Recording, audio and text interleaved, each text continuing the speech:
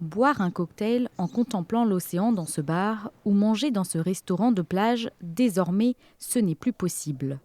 Ils seront démolis à partir de juin pour se conformer à la loi qui interdit les bâtiments permanents sur le domaine public maritime. C'est bête d'enlever ça pour remettre autre chose en préfabriqué, c'est ça un peu. Vous l'installez au printemps ou le désinstallez avant l'hiver et tous les ans comme ça.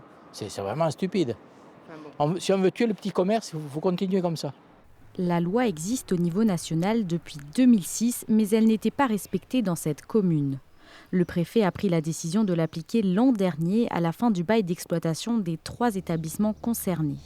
Ils ont cru, conseillés par des personnes de peu de foi, qu'ils allaient pouvoir obtenir du préfet l'autorisation de rester 1 an de plus. Or, monsieur le préfet leur avait bien dit que leur fin d'occupation, c'était le 15 novembre 2022. Alors, le gérant de la Cazuela, un restaurant implanté ici depuis 18 ans, n'a pas d'autre choix que de faire ses bagages. Pour ouvrir, sa seule option est d'investir dans une structure démontable. Cela devrait lui coûter au moins 600 000 €. Je ne comprends pas pourquoi on nous oblige à démonter, parce qu'on ne gêne rien, parce que l'hiver, il n'y a pas un chat sur la plage, il y a 3 personnes, on ne gêne pas. Alors évidemment, c'est venu de la Côte d'Azur. Je comprends très bien que vous venez avec votre mari sur la Côte d'Azur aux 4 gosses. Il n'y a pas 1 mètre carré pour mettre les serviettes. Mais chez nous, on n'est jamais confronté à ce problème. Il espère pouvoir rouvrir en août, mais rien n'est moins sûr. Il doit d'abord gagner l'appel d'offres lancé par la mairie. Réponse prévue le 4 mai.